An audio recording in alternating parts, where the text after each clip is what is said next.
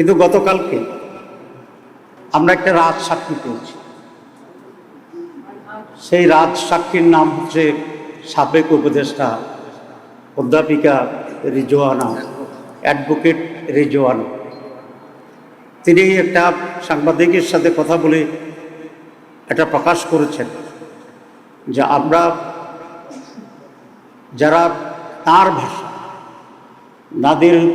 নারীদের উপযুক্ত অধিকারকে নিশ্চিত করতে পারে নাই, তারা বিরোধী দলে থাকলেও আমরা কিন্তু তাদেরকে মূলধারা বা প্রধান শক্তি হিসাবে আমরা আসতে পারি। তাহলে বোঝা যায় আমরা যে ইলেকশন ইঞ্জিনিয়ারের যে কথা আসছিল বা আসছে, সেটাকেই উনি নিজেই স্বীকার করে রাজ সাক্ষী হয়েছে। সাবেক উপদেষ্টা রিজওয়ানা হাসানের বক্তব্য, জুলাই সনদ নিয়ে সরকারি দল তথা বিএনপির যে স্ট্যান্ড, এসব নিয়ে যে সংকট, সামনে সংসদ অধিবেশন, এইসব ইস্যুতে বাংলাদেশ জামাত ইসলামীর পক্ষ থেকে আজকে এই প্রেস ব্রিফিংয়ের আয়োজন করা হয়েছে। আপনারা দেখতে পাচ্ছেন আমাদের আজকের এই প্রেস ব্রিফিংয়ে উপস্থিত আছেন এবং মূল বক্তব্য পেশ করবেন বাংলাদেশ জামাত ইসলামীর সম্মানিত কেন্দ্রীয় নায়েবে আমির, জাতীয় সংসদের জামাত ইসলামীর সংসদীয় দলের বিরোধী দলীয় উপনেতা ডক্টর আব্দুল্লাহ মোহাম্মদ তাহের এমপি। আমাদের সঙ্গে উপস্থিত আছেন বাংলাদেশ জামাত ইসলামীর সহকারী সেক্রেটারি জেনারেল মৌলানা রফিকুল ইসলাম খান এমপি, সাইফুল আলম খান মিলন এমপি। আমাদের সঙ্গে উপস্থিত আছেন অ্যাডভোকেট শিশির মনির, কেন্দ্রীয় গণপরিষদ সদস্য। আমাদের প্রচার বিভাগের জাহিদুল রহমান সাহেব সহ আরো অনেক নেতৃবৃন্দ আমরা এখানে উপস্থিত আছেন। আমরা সময় আর লম্বা না করে এক্ষুনি আজকের প্রেস ব্রিফিং এর মূল বক্তব্যে চলে যাচ্ছি। মূল বক্তব্য পেশ করার জন্য আমি অনুরোধ করছি জাতীয় সংসদে বিরোধী দলীয় উপনেতা বাংলাদেশ জামাত ইসলামীর সম্মানিত কেন্দ্রীয় নায়েবে আমির ডক্টর সৈয়দ আব্দুল্লাহ মোহাম্মদ তাহের এমপি। এখন বক্তব্য রাখছেন আব্দুল্লাহ মোহাম্মদ তাহের এমপি। বিসমিল্লাহির রহমানির রহিম, নাহমাদুহু ওয়া নুসাল্লি আলা রাসূলিল কারীম। জামাত ইসলামীর মাননীয় নেতৃবৃন্দ এবং সাংবাদিক বন্ধুগণ, আসসালামু আলাইকুম ওয়া রাহমাতুল্লাহি ওয়া বারাকাতুহু। বেশ কিছুদিন পরেই আমরা একটা ফর্মাল সাংবাদিক সম্মেলন করছি, যদিও প্রায় প্রতিদিনেই নানাভাবে প্রেস ব্রিফিং করা হচ্ছে আমাদের অনগোয়িং সিচুয়েশন। আমাদের 12ই ফেব্রুয়ারি যে নির্বাচন,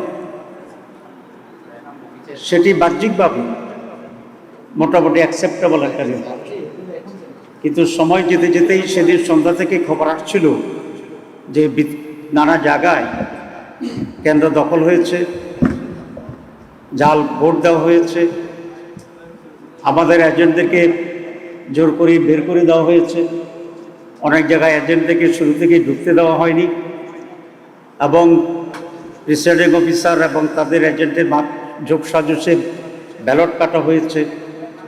ব্যাপক অনিয়মের খবর আমাদের কাছে আসছিল এবং আমরা সেটি আপনাদেরকে জানিয়েছি। প্রায় 53টি আসনে আমরা অফিসিয়ালি আমাদের অভিযোগ দাখিল করেছি এবং সেই ভিত্তিতে ফার্দার আইনি যে লড়াই, সেই লড়াই অব্যাহত আমরা রাখছি এখন। কিন্তু গতকালকে আমরা একটা রাজ সাক্ষী পেয়েছি। সেই রাজ সাক্ষীর নাম হচ্ছে সাবেক উপদেষ্টা অধ্যাপিকা রিজওয়ানা, অ্যাডভোকেট রিজওয়ানা। তিনি একটা সাংবাদিকের সাথে কথা বলে এটা প্রকাশ করেছেন যে আমরা যারা তার ভাষা নারীদের উপযুক্ত অধিকারকে নিশ্চিত করতে পারে নাই, তারা বিরোধী দলে থাকলেও আমরা কিন্তু তাদেরকে মূলধারা বা প্রধান শক্তি হিসাবে আমরা আসতে পারি। তাহলে বোঝা যায় আমরা যে ইলেকশন ইঞ্জিনিয়ারের যে কথা আসছিল বা আসছে, সেটাকেই উনি নিজেই স্বীকার করে রাজ সাক্ষী হয়েছে। আমরা এখন এটাকে জানতে চাই ওনার কাছে বা তৎকালীন তত্ত্বাবধায়ক সরকারের কাছে এবং আজকের সরকারের কাছে, যে তারা তাদের যোগসাজশে কি ইঞ্জিনিয়ারিংয়ের মাধ্যমে বাংলাদেশ জামাত ইসলামীকে মূলধারা বা প্রধান দল হিসাবে মেজরিটি পেতে তারা বাধাগ্রস্ত করেছে এবং স্বীকৃতি দেয়। এবং আমরা এটাও জানতে চাই মাননীয় সাবেক উপদেষ্টার কাছে যে এই ইঞ্জিনিয়ারিংয়ে ওনার সাথে আর কারা কারা জড়িত ছিল, পুরা গভর্নমেন্ট ছিল নাকি গভর্নমেন্টের একটি শক্তিশালী অংশ ছিল যারা নির্বাচনকে প্রভাবিত করেছে, এবং তাদের ডিজাইন অনুসারে সেখানে ডিসি, এসপি, টিওনো, ওসি, প্রিসাইডিং অফিসার ইত্যাদি নিয়োগ করে আইনশৃঙ্খলা পরিস্থিতির লোকদেরকে নিয়ন্ত্রণ করে তারা তাদের এই কাঙ্ক্ষিত যে সংখ্যা, সেই সংখ্যায় একটি দলকে জিতানোর জন্য তারা ব্যবস্থা গ্রহণ করেছিল। জাতির কাছে এটা স্পষ্ট করতে হবে। এবং আমি এই সরকারের কাছে দাবি জানাবো রেজওয়ানা আহমেদকে, তারা রেজওয়ানা হাসানকে তারা কিভাবে জিজ্ঞাসাবাদের আওতায় আনবেন এবং আওতায় এনে তার কাছ থেকে পরিষ্কার যে সিচুয়েশন তিনি তৈরি করেছিলেন সে সম্পর্কে ওনারা জানবেন, আমাদেরকে জানাবেন, দেশবাসীর কাছেও এটা পরিষ্কার করবেন। আমরা নির্বাচনের আগেও কয়েকজন উপদেষ্টার ব্যাপারে অভিযোগ এনেছিলাম এবং আপনারা দেখেছেন ইন্টারিম গভর্নমেন্ট নিজেকে তত্ত্বাবধায়ক সরকারের সমপর্যায়ে নিরপেক্ষ সরকার হিসেবে প্রতিবাদ করেছিল এবং সে ভূমিকা তারা আছে সেটা তারা বলার চেষ্টা করছিল। এবং একটি নীতিগত কথা ছিল যে ইন্টারিম গভর্নমেন্টে যারা দায়িত্বে থাকছেন উপদেষ্টা হিসাবে তারা কোনো সরকারে দলীয় সরকারে তারা কোনো ধরনের অংশগ্রহণ করবেন না, কোনো মন্ত্রিত্ব গ্রহণ করবেন না। কিন্তু শুরু থেকেই আমরা একজন ব্যক্তিকে ইন্টারিম গভর্নমেন্টের যিনি আমাদের প্রতিরক্ষা উপদেষ্টা ছিলেন, তিনি প্রথম দিনেই খলিলুর রহমান সাহেব পররাষ্ট্রমন্ত্রী হিসেবে শপথ গ্রহণ করেছেন, যেটা তিনি তার আগের শপথের পরিপন্থী কাজ করেছেন। এখানে এটা স্পষ্ট যে খলিলুর রহমান ছিল লন্ডন কনস্পিরেসির প্রধান নেতা এবং সেখান থেকে তিনি সরকারকে মোটিভেট করে ষড়যন্ত্র করে বর্তমান যারা সরকারে আছেন তাদেরকে সুবিধা দেওয়ার জন্যই উনি অব্যাহতভাবে কাজ করেছিলেন এবং তার সেই কাজের পুরস্কার হিসাবেই উনি পররাষ্ট্রমন্ত্রীর এই রিওয়ার্ডটা উনি পেয়েছেন। এতে আমি বিস্মিত হয়েছি বিএনপির ব্যাপারেও, কারণ বিএনপি কি এতই তার লোকজনের সংকট আছে যে একজন বিতর্কিত ব্যক্তি যিনি ইন্টারিম গভর্নমেন্টে থাকার সময়ে বিএনপির নেতা সালাউদ্দিন সাহেবই তার বিরুদ্ধে বক্তব্য রেখেছিলেন এবং তাকে সরকারের থেকে বের করে দিতে বলেছিলেন। তো এই খারাপ লোকটা, যেটা বিএনপির দৃষ্টিতে তখন খারাপ ছিল, এবং সালাউদ্দিন সাহেবের বক্তব্যের পর উনি বিএনপির সাথে নিশ্চয়ই গোপনে এমন এক কন্ট্যাক্টে গেছেন যে তারা বিএনপির স্বার্থ সংরক্ষণের জন্য উলঙ্গভাবে ভূমিকা নিয়েছেন, যে কারণে বিএনপির আস্থাভাজন হয়ে আবার তিনি বিএনপির মন্ত্রী হয়েছেন। কারণ নিশ্চয়ই বিএনপির সাথে ওনার এমন এক কমিটমেন্ট ছিল, বা ওনার সাথে বিএনপির এমন এক কমিটমেন্ট ছিল যে উনি ইন্টারিম গভর্নমেন্টের থেকে বিএনপিকে হেল্প করবে নির্বাচনে, আর বিএনপি সরকার গঠন করলে ওনাকে মন্ত্রী বানাবে। এই দুটাই কিন্তু ওই তাদের অবস্থান দিয়ে পরিষ্কার হয়। সুতরাং খলিলুর রহমান সাহেবকেও একইভাবে জিজ্ঞাসাবাদে আনা উচিত এই সরকারের, এবং যে কী ধরনের কনস্পিরেসি রিজওয়ানা সহ অন্যরা তারা করেছেন যে জাতিকে একটি সুষ্ঠু নির্বাচন থেকে তারা বঞ্চিত করছে। কারণ একটি সুষ্ঠু নির্বাচন এই জাতির জন্য অত্যন্ত প্রয়োজন ছিল, তাদের মনের আকাঙ্ক্ষা ছিল, তাদের দাবি ছিল। কারণ গত 56 বছরে এই জাতি কোনো নির্বাচন পায়নি। আমরা সকলেই চেষ্টা করেছিলাম যে একটা সুষ্ঠু নির্বাচন হবে এবং এই সুষ্ঠু নির্বাচনের মাধ্যমে যারা নির্বাচিত হয় তারা সরকার গঠন করবে। এই যে জাতির আকাঙ্ক্ষা, এই যে জুলাই লড়াই, এই যে জীবন, এই যে রক্ত, এই যে আমাদের রাজনীতির গতিপক্ষে পরিবর্তন করে দেওয়ার যে গাদ্দারি, দালালি, জাতির সাথে বিদ্রোহ, এই সব কিছুর জন্যে এরা দায়ী। এত বড় আকাঙ্ক্ষা সুষ্ঠু নির্বাচনের জন্য এটা বন্ডুল করে দিয়েছে এই মীর জাফর। সুতরাং এই মীর জাফরদেরকে, খলিলুর রহমানকে আমি দাবি করব, সরকার যদি স্বচ্ছতা কিছুটা হইলেও পরিচয় করতে চান, এবং সেই খলিলুর রহমান তো নিরাপত্তা উপদেষ্টা, আমি বলছি ডিফেন্স অ্যাডভাইজার ছিল, নিরাপত্তার অ্যাডভাইজার ছিল, তো তাকেও মন্ত্রিসভা থেকে বের করে দেওয়া উচিত এবং তাকেও জিজ্ঞাসাবাদ এনে ষড়যন্ত্র কী হয়েছে সেটাকে বের করা উচিত। আর রিদওয়ান হাসান নিজেকেই বলছে আমি রাজসাক্ষী হয়েছে নিজেই এবং তার কাছ থেকেও এই সূত্র উদযাপন সত্য উদ্ঘাটন করা অত্যন্ত জরুরি। দ্বিতীয় যেটি সেটা হচ্ছে আপনারা জানেন যে নির্বাচনের দিন দুটা বিষয় নির্বাচিত হচ্ছে, একটা জাতীয় সংসদ নির্বাচন আর আমাদের যে রিফর্মস সেই রিফর্মসের উপরে একটা গণভোট হয়েছে। সেই গণভোটে বিপুল ভোটে জনগণ রিফর্মসের পক্ষে রায় দিয়েছে। এই সরকারের কাছে আমাদের সকলের কাছে এটা কমিটমেন্টের একটি অংশ যে এখানে কনস্টিটিউয়েন্ট অ্যাসেম্বলি হবে, এমপি যারা হয়েছে তার সদস্য হবে এবং পার্লামেন্ট সদস্য হবে। এবার সংসদ সদস্যরা দুটি পজিশনেই নির্বাচিত হয়েছে এবং প্রথম অধিবেশন থেকে কনস্টিটিউয়েন্ট অ্যাসেম্বলির কাজ করে সংবিধান সংস্কার সভা যেটা অন্যান্য সময় কনস্টিটিউয়েন্ট অ্যাসেম্বলি হিসেবে কাজ করে, এইটা করে আগে আমাদের যে রিফর্মসের উপরে যে গণভোট হচ্ছে সেটাকে অ্যাকসেপ্ট করা, সেটাকে সাংবিধানিক বৈধতা দেওয়া এবং তার ভিত্তিতে যে সমস্ত রিফর্মসগুলো অ্যাকসেপ্টেড হবে সে আলোকেই পরবর্তী পর্যায়ে রাষ্ট্র সরকার এবং আমাদের অধিবেশন পার্লামেন্ট সব কিছু সেভাবে পরিচালিত হবে। কিন্তু আমরা দেখছি যে এই সংস্কার ইস্যুতে চ্যালেঞ্জ করে কোর্টে রিট করা হয়েছে। আসলে কোনো সরকারের ইঙ্গিত ছাড়া এ ধরনের রিট হওয়ার কোনো সম্ভাবনা অতীতে আমরা দেখছি ছিল না। সুতরাং এই সরকার নানাভাবেই সংস্কার যে কমিটমেন্ট সেখান থেকে সরে আসার জন্য নানা খুচরা খাচরা মানুষ দিয়া রিটের নামে এটাকে ডিলে করাচ্ছে এবং খুবই আনফর্চুনেট হচ্ছে এই যে আমরা আইনের শাসনের কথা বলছি এবং কোর্টকে আমরা স্বাধীন করার জন্য দীর্ঘদিন ধরে আমরা সংগ্রাম করছি এবং সেটাকে স্বাধীন করা হয়েছে। কিন্তু স্বাধীন হইলেও কতিপয় জাজরা মানসিকভাবে নিজেরা স্বাধীন হতে চায় না।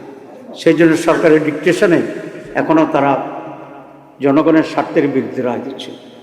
যে রায় তারা দিয়েছে এটার বিরুদ্ধে আমরা আবার আইনি লড়াই করব, সাথে সাথে জনগণকে সংগঠিত করে পার্লামেন্টে এবং পার্লামেন্টের বাইরে আমরা এর বিরুদ্ধে জনমত গড়ে তুলব এবং সরকার এটা নৈতিক দায়িত্ব যে সংস্কারের উপর গণভোট হয়েছে জনম্যান্ডেটকে, যে কারণে তারা সকল মেজরিটি সকল আজকে কেন বলছি এদিন আমরা বলি নাই, আজকে সকল বলছে জন্য বিরাট এক সাক্ষী পাওয়া গেছে যে যারা নিজেরাই বলছে যে আমরা ইঞ্জিনিয়ারিং করে ইলেকশন জামাত ইসলামীকে আমরা মেজরিটি হতে দেই নাই।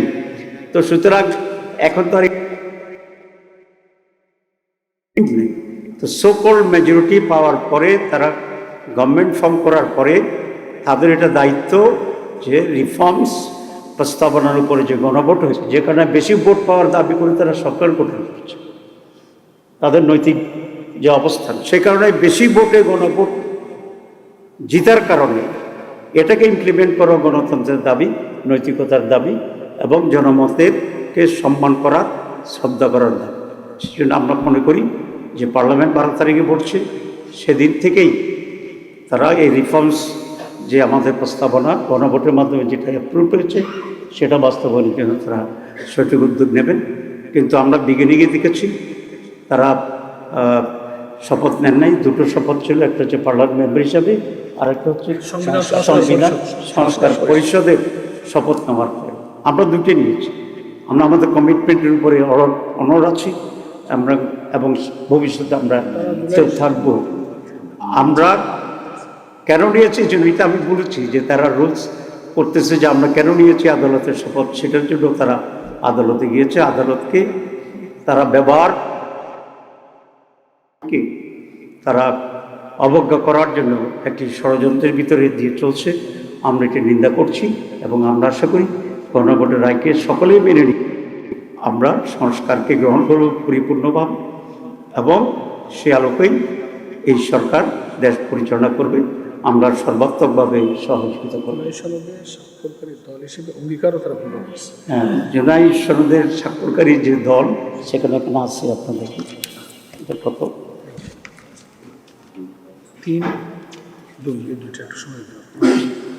এখানে একটা আছে জুলাই জাতীয় সনদ 2025-এর বৈধতা ও প্রয়োজনীয়তা সম্পর্কে কোনো আদালতকে প্রশ্ন উত্থাপন করব না।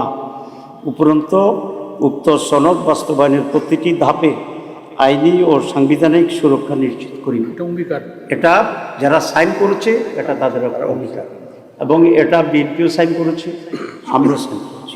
সুতরাং এটা যদি বিএনপি না করে তাহলে তাদের এই অঙ্গীকারের সুস্পষ্ট ব্যর্থ হবে।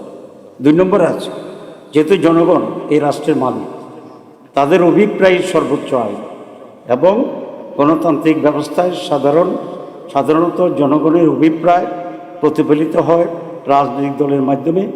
সেহেতু রাজনৈতিক দল ও জোটসমূহ সম্মিলিতভাবে গণতন্ত্র প্রতিষ্ঠায় দীর্ঘ সংগ্রাম করেছে বিধায় এই সনদ পূর্ণাঙ্গভাবে সংবিধানের তফসিল হিসাবে যা যথোপযুক্তভাবে সংযুক্ত করি। মানে সংবিধানে সংযুক্ত করার ব্যাপারেও কমিটমেন্ট করেছে, এবং we sign in that referendum clause. তো এটাও সেখানে ব্যর্থ হচ্ছে। 3 নম্বর পয়েন্ট হচ্ছে, আমরা আশা করেছিলাম এই নির্বাচনের পরে দেশের শান্তি শৃঙ্খলার উন্নতি হবে, একদিনের সব হবে এটা আমরা মনে করি, বাট ডেভেলপ হতে থাকে। কিন্তু আপনারা দেখছেন ইতিমধ্যে বেশ কিছু লোক হত্যার শিকার হয়েছে, বিভিন্ন জায়গায় আগুন জ্বালিয়ে বাড়িঘর জ্বালিয়ে দেওয়া হচ্ছে, বাড়িঘর ভাঙচুর করা হচ্ছে, ধর্ষণের শিকার হচ্ছে। এবং বাহ্যিকভাবে আমরা গত নৈরাজ্যময় যে সমস্ত সরকারগুলো ক্ষমতায় ছিল তার চেয়ে চরিত্রের এবং চিত্রের তেমন কোনো ভিন্নতা আমরা দেখতে পাচ্ছি না। বিরোধী দলের লোকেরা যেখানে ভোট দিয়েছে, বেশি আমাদেরকে ভোট দিয়েছে, সে সমস্ত জায়গায় তারা হামলা করতেছে, হুমকি দিচ্ছে এবং জনজীবনকে নিরাপদহীন করে তুলছে। এটা আপনাদের দৃষ্টিতে আসছে, আপনারা পত্রিকায় অবশ্য লেখালেখি করছেন। এটা যথাযথভাবে যাতে নিউজ মানুষ জানতে পারেন, আপনারা সে ব্যাপারে আরও সোচ্চার হবেন, এই আহ্বান জানাচ্ছি। এরপরে যেটা আমরা দেখছি যে হঠাৎ করে সরকারিভাবে তারা নানা জায়গায় আগেকার সরকারগুলোর মতো যে নিজস্ব দলীয়করণ করার প্রসেস শুরু করে দিয়েছে। অনেক গুরুত্বপূর্ণ ব্যক্তিরা, আপনি কোনো স্পেসে করতে চান আপনারা জানেন, বিভিন্ন গুরুত্বপূর্ণ জায়গা থেকে তারা তাদের নিজস্ব লোক বসানোর জন্য গুরুত্বপূর্ণ ইম্পর্টেন্ট লোকদেরকে তারা সরিয়ে দিচ্ছে। বিশ্ববিদ্যালয়গুলোতে আইনশৃঙ্খলা পরিস্থিতি অবনতির চেষ্টা করতেছে। আগে যেরকম আগেকার বিএনপি সরকার বা আগেকার আওয়ামী লীগ সরকার যেমনিভাবে বিশ্ববিদ্যালয়কে অশান্ত রেখেছিল, অস্ত্রবাজি করেছিল, ঠিক সেরকম একটা পরিস্থিতি তৈরি করার জন্য চেষ্টা করছে। যদিও সেটা সহজ হবে না, কারণ সাধারণ ছাত্রীদের রুচির ভিতরে পরিবর্তন হয়েছে। সাধারণ ছাত্রছাত্রীরা অবশ্যই পিছনে যোগ দিয়ে নিজের কেরিয়ার নষ্ট করবে, এটা সম্ভবত ছাত্র এটা চাইবে না, কারণ তারা ইতিমধ্যেই ডাকসু জাকসু সব জায়গায় নির্বাচিত প্রতিনিধির মাধ্যমে ইউনিভার্সিটিগুলোতে লেখাপড়ার একটা সুষ্ঠু পরিবেশ পেয়েছে, একটু খাবার দাবারের উন্নত পরিবেশ এসেছে। হোস্টেলগুলোতে কি গ্যাস কি একটা মাইপিটের যে জায়গা হয় টর্চার সেল, এটা বন্ধ হয়ে গিয়েছে, গণরূপ বন্ধ হয়ে গেছে। সুতরাং they got a different test, they got a different environment, and they got an environment for study and career building. So they will not go back, I hope, যে আগের নৈরাজ্য অস্ত্রবাজি গণরূপের দিকে। সুতরাং সরকার যদি এরকম ভুল সিদ্ধান্ত নিতে থাকে তাহলে ভার্সিটিগুলোতে আবার লেখাপড়া পরিবেশন হবে, ক্লাস হবে। আমি অনুরোধ করবো এই সরকারকে যে তারা যেন এরকম ভুল সিদ্ধান্ত না যায়, দখলের দিকে না যায়, এবং যেমনিভাবে এরা অফিস আদালতে অলরেডি দখল করা শুরু করে দিয়েছে। আমরা আশা করেছিলাম যে আমরা আগেকার বিরোধী দলের মতো নয়, যদিও আমরা সরকারি দল হইতে পারতাম মনে হয় যদি ইলেকশনটা শেয়ার হতো, স্টিল দেন আমরা একটা নিউ কালচার তৈরি করার চেষ্টা করছি, constructive, violent, vibrant, careful, vigilant and very strong. আমরা অপোজিশন তৈরির চেষ্টা করছি। গভর্নমেন্ট যেন এটাকে সাধুবাদ জানায় এবং তারা এটাকে কোনোভাবেই ভিন্ন খাতে বা দুর্বল মনে করে নিজেরা খুব বেশি বাড়াবাড়ি করার চেষ্টা না করে, কারণ বাড়াবাড়ি করলেই আমরা সেখানে দাঁড়িয়ে যাই। কারণ এটা জনগণের পক্ষ থেকে আমাদের প্রতি ম্যান্ডেট দেওয়া আছে, এটা আমাদের নৈতিক ভিত্তি। আর দল হিসেবে বিএনপি এক জামাত আমরা কোনো দুটো হোস্টাইল পার্টি না, আমরা ফ্রেন্ডলি ছিলাম, আমরা একসাথে কাজ করেছি। সুতরাং বিএনপিকেও এটা মনে রাখতে ভালো যে আলাপ আলোচনার ভিত্তিতে, পরামর্শের ভিত্তিতে তারা রাষ্ট্র পরিচালনা করবেন, বিদেশের সাথে চুক্তি করবেন এবং বিভিন্ন ডেভেলপমেন্ট ওয়ার্কগুলো করবেন। কিন্তু আনফর্চুনেটলি এই যে ট্রান্সফার হচ্ছে, কারো চাকরিচ্যুত হচ্ছে, কাকে বাদ দেওয়া হচ্ছে, কাকে ইনক্লুশন করা হচ্ছে, এখন পর্যন্ত আমাদের সাথে তেমন কোনো আলাপ আলোচনা বা এক্সচেঞ্জ অফ ভিউজ তারা করে। আমরা আশা করি সেটা তারা ইনশাল্লাহ করবেন। সুতরাং নেক্সট 12 তারিখে যে পার্লামেন্ট, আমি মনে করি it will be good beginning. এবং আপনারা জানেন যে ইংরেজিতে কথা আছে, good beginning is half done. আমরা we are expecting that type of attitude and behaviour and cooperation from the government body. Thank you very much. বৈঠকের বিষয়ে স্পিকার অফার করা হয়েছে, এই বিষয়ে কি বলবেন? আর দ্বিতীয়ত, বিগত দিনে যারা নির্বাচন ইঞ্জিনিয়ারিং এর সাথে জড়িত ছিল তারা এখন আইনের আশ্রয় আছে, কিন্তু দুইজন উপদেষ্টার ব্যাপারে আপনারা অভিযোগ করছেন, তাদেরকে আইনের আওতায় এনে জিজ্ঞাসাবাদ বা তাদের ব্যাপারে আসলে আইন বিচার বিভাগের দায়িত্ব চাহিদা আপনাদের আছে না? আমি তো অলরেডি বলেছি, আমরা মনে করি রিজওয়ানাকে জিজ্ঞাসাবাদ করা উচিত এবং খলিলুর রহমান সাহেবকেও জিজ্ঞাসাবাদ করা উচিত যে কী ইঞ্জিনিয়ারিং তারা করেছে, তাদের সাথে কারা জড়িত ছিল এবং সেটার আউটকাম কী হয়েছে, এগুলো তো আমরা জোর করে থাকতে পারছি। আপনারা যেটা বলেছেন যে ডেপুটি স্পিকার নিয়ে আমাদেরকে অফার করা হয়েছে, আসলে এখানে দুটি বিষয় আছে। একটা বিষয় হচ্ছে আমাদের বর্তমান যে কনস্টিটিউশন, এই কনস্টিটিউশনে লেখা আছে যে জাতীয় সংসদে একজন স্পিকার এবং একজন ডেপুটি স্পিকার থাকিবে। এটা হচ্ছে বর্তমান সংবিধান। আর আমরা যে রিফর্মস প্রস্তাবনা আমাদের যেটা আছে, সংস্কার প্রস্তাবনা জুলাই চার্টার, সেখানে আমরা একমত হয়েছি, প্রস্তাব দিয়েছিলাম যে একজন স্পিকার থাকিবে, দুইজন ডেপুটি স্পিকার থাকিবে। সেই দুইজন ডেপুটি স্পিকারের মধ্যে একজন সরকারি দলের হবে, একজন বিরোধী দলের। এই ব্যাখ্যাটা এখনো কনফিউজ। যদি এমন হয় সরকার বর্তমান সংবিধানের আওতা যে একজন স্পিকার হবে সরকারের কাছ থেকে, আর যে একজন ডেপুটি স্পিকার আছে এটা তারা বিরোধী দলকে অফার করে, সেই ক্ষেত্রে বিষয়টা কী হয় আমরা বিবেচনা করে দেখি। তবে সেই জন্যে তাদের কাছ থেকে আমাদেরকে অফিসিয়ালি লিখিত প্রস্তাব পাওয়া জরুরি। আমরা যদি সেই লিখিত প্রস্তাব পাই ফ্রম দি গভর্নমেন্ট, তখন আমরা বসে আমরা আলোচনা করে আমাদের সিদ্ধান্ত জানাব। This is one. সেকেন্ড হচ্ছে জুলাই সনদের আওতায় যে একজন স্পিকার, দুইজন ডেপুটি স্পিকার থাকবে। তো এটা যদি তারা মনে করেন যে ওই জুলাই সনদের অংশ হিসাবে একজন ডেপুটি স্পিকার আমাদের দিবে, একজন তাদের থাকবে, তাহলে এটার কোনো বৈধতা নাই, আনলেস যে রিফর্মসের গণভোটের যে রিফর্মসের টোটাল যেটা আছে এটার বাস্তবায়ন না হওয়া পর্যন্ত। তো সেটা টোটাল বাস্তবায়ন হইলে যদি দুইজন হয়, একজন আমাদেরকে অফার করে, তখন আমরা আইনি ভিত্তিটা পর্যালোচনা করে সেটা আমরা করব। সুতরাং এখানে দুটো অংশ আমি আবার রিপিট করছি টু বি ভেরি ক্লিয়ার। একটা হচ্ছে বর্তমান সংবিধানের আওতা একজন স্পিকার থাকিবে, একজন ডেপুটি স্পিকার থাকবে। সেক্ষেত্রে স্পিকার সরকারি দল নেবে এবং আমাদেরকে ডেপুটি স্পিকার অফার করবে। এখানে আইনের খুব বেশি ব্যর্থ নেই, তবে সেক্ষেত্রে আমরা মনে করি সরকার আমাদেরকে লিখিত প্রস্তাব দিলে আমরা বিষয়টা নিয়ে পর্যালোচনা করে আমাদের সিদ্ধান্ত জানাবো। আর যদি দ্বিতীয়টি হয় যে তারা দুইজন ডেপুটি স্পিকার, এর ভিতরে একজন আমাদের কিন্তু একজন আমাদেরকে দেবে না, এটার বৈধতার কোনো সুযোগ নেই। এ ধরনের প্রস্তাবে তো আমাদের গ্রহণ করার কোনো প্রশ্নই আসে না।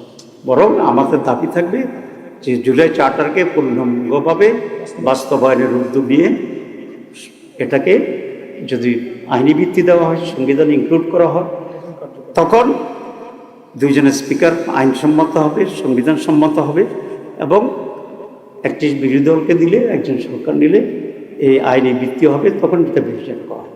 Unless it has no legal basis, এটা করা যাবে না। আর প্রথমটা আমি বলেছি, সরকার যদি আমাদেরকে লিখিত প্রস্তাব দেয় তখন আমরা এটা বসে বিবেচনা করব এটা নিয়ে কী করা যায়। কোনো একজন ব্যক্তি বা মন্ত্রী মৌখিকভাবে বললে আর সাংবাদিককে বললে এটাতে তো রেসপন্ড করা difficult, we need official proposal.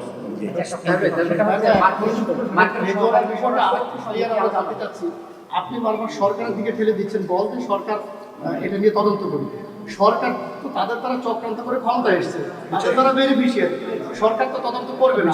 আপনারা রেজওয়ানার ব্যাপারে যেহেতু রাজশাহী বলছেন, আপনি সরাসরি আপনারা কি কোনো আইনগত মানে মামলা বা আইনগত কোনো অধিকারের জায়গায় আপনারা যাবেন? জি, জিজ্ঞাসাবাদ আইন কিভাবে দেখা উচিত সেটা কিন্তু স্পষ্ট না। আসলে রিজওয়ানার, আমি রাজশাহী বলছি এই জন্য রিজওয়ানার ভয়েস আছে। আপনারা যদি ভয়েস শুনতে চান, আমরা আপনাদেরকে, আপনারা শুনেছেন, আচ্ছা তাহলে তো ঠিক আছে। আমরা তার বিচার দাবি করছি। এখন কোন ফর্মে বিচারটা প্রপার হবে, আমরা কি মামলা করব না বিচার বিভাগীয় তদন্ত চাইব, সেই বিষয়টা আমরা গ্রাজুয়ালি খোলাসা করব। ভাই, আপনি নির্বাচনের আগে বলেছিলেন যে সরকারের উপদেষ্টাদের একটি অংশ সরকারের বর্তমান ওই সময় বিএনপির পক্ষে কাজ করেছে, আপনি নামগুলো প্রকাশ করতে চেয়েছিলেন। অলরেডি রেজওয়ানার কথায় একজনের নাম বের হয়েছে বলে আমরা মনে করছি। আপনি কি আজকে সেই নামগুলো বলবেন যে কারা এই সময় কাজ করবে? আমি 4 জনের কথা তখন বলছিলাম, নাম বলি নাই। আজকে কমপক্ষে 50% বলি, একজন রিজওয়ানা আর একজন খলিলুর রহমান। আচ্ছা, বাংলাদেশের আপনাদের কি আলোচনা হয়েছে? মার্কিন সরকারের পররাষ্ট্র বৈঠকের বিষয়ে একটু জানতে চাই। জি জি, মার্কিন পররাষ্ট্র সরকারি পররাষ্ট্র মন্ত্রীর সাথে আজকে আমাদের কথা হয়েছে। আমরা 5 জনের একটা টিম গিয়েছিলাম সেখানে। তাদের সাথে বাংলাদেশ এবং মার্কিন রিলেশনশিপ, এখানে তাদের ইনভেস্টমেন্ট কী সুবিধা আছে আমরা এটা বলেছি। আমরা তাদেরকে বলেছি যে তারা যে ইনভেস্টমেন্ট হচ্ছে, বিশেষ করে এআই, আর্টিফিশিয়াল ইন্টেলিজেন্সের এখানে বিরাট সুবিধা আছে আমাদের দেশে। সে ব্যারেন ফিল্ড, এখানে যে তারা ব্যাপক ইনভেস্ট করে, তাহলে আমাদের ছাত্রদের এবং যুবকদের জন্য বিরাট কর্মসংস্থানের বিষয় হয়। 2 হচ্ছে আমরা বলেছি যে বাংলাদেশ তার ইন্টারেস্টকে রেখেই সকল বিশ্বের সব দুনিয়ার লোকদের সাথে সুসম্পর্ক চায়। তারা ইরান, ইসরায়েল এবং আমেরিকার যুদ্ধের কথা বলেছে। আমরা বলেছি যে আমরা যুদ্ধবিরোধী, যে দেশের সাথে যারাই হোক আমরা পিস চাই, এবং কোনো দেশের যদি কোনো কনফ্লিক্ট থাকে, সেটা থাকতেই পারে, কনফ্লিক্ট অফ ইন্টারেস্ট থাকতে পারে, সেটা ডিপ্লোম্যাটিকভাবে সেটা সলভ করা উচিত। সুতরাং এনি ওয়ারকে আমরা কন্ডেম করি, এবং আমরা চাই তোমরা মানে খুব স্বল্প সময়ের ভিতরে ডিপ্লোম্যাটিক হইতে এই ওয়ারকে বন্ধ করা উচিত। যুক্তরাষ্ট্রের সঙ্গে যে বাণিজ্য চুক্তি, সেটা আপনারা সমর্থন করেন? বাণিজ্য চুক্তির ভিতরে কতিপয় জিনিস আছে যেগুলো বাংলাদেশের জন্য প্রয়োজন, তো অতটুকুকে তো এই সরকারকেও ক্যারি অন করতে হবে সেখানে। সুতরাং এই সরকারকেও ক্যারি অন করতে হবে, এবং এটাকে আমরা এই মুহূর্তে খুব স্ট্রংলি অপোজ করছি না, কারণ এখানে বাংলাদেশের সাথে বাণিজ্যের অনেকগুলো বিষয় আছে। তবে আমি এটা বলে আসছি যে বাংলাদেশ তোমাদের কাছ থেকে অনেক কটন আমদানি করে, তারপরে সয়াবিন আমদানি করে, মিল আমদানি করে, সয়াবিন মিল আমদানি করে। তো আমরা যদি হিউজ ইম্পোর্টার, আমরা তোমাদেরকে রিকোয়েস্ট করব যে চুক্তির চেয়েও আরও কম ট্যারিফে তোমরা বাংলাদেশ থেকে গুডস বাংলাদেশ থেকে পাঠাবা, এটা তাদেরকে আমরা ব্যবসা অনুরোধ করছি। একটা ছোট প্রশ্ন, আপনি বক্তব্যে বলেছেন যে হামলা, ধর্ষণ ঘটনা ঘটছে, আপনাদের অবস্থানটা কি, কোনো কর্মসূচি বা এরকম কোনো চিন্তা ভাবনা করছেন?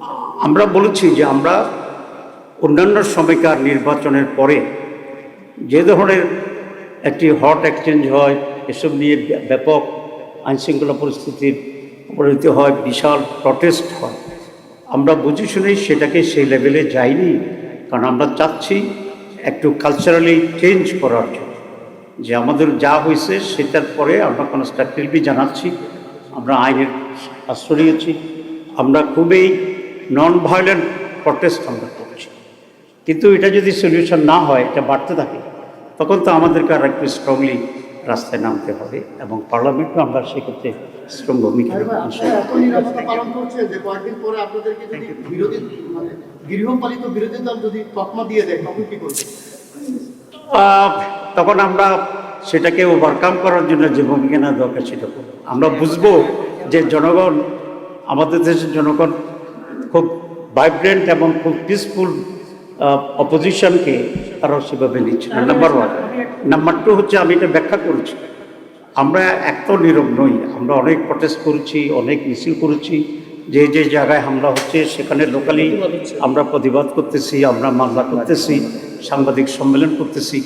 এখন যদি এটা মনে করা হয় যে একটা ঘটনা ঘটলেই ব্যাপক তুমুল হুলস্থুল করে ফেলার দরকার, এটাকে আমরা মনে করি we should allow some more time to the government, যারা তাদের লাইনে আসার জন্য। যদি না হয় এটা তাদের কপাল।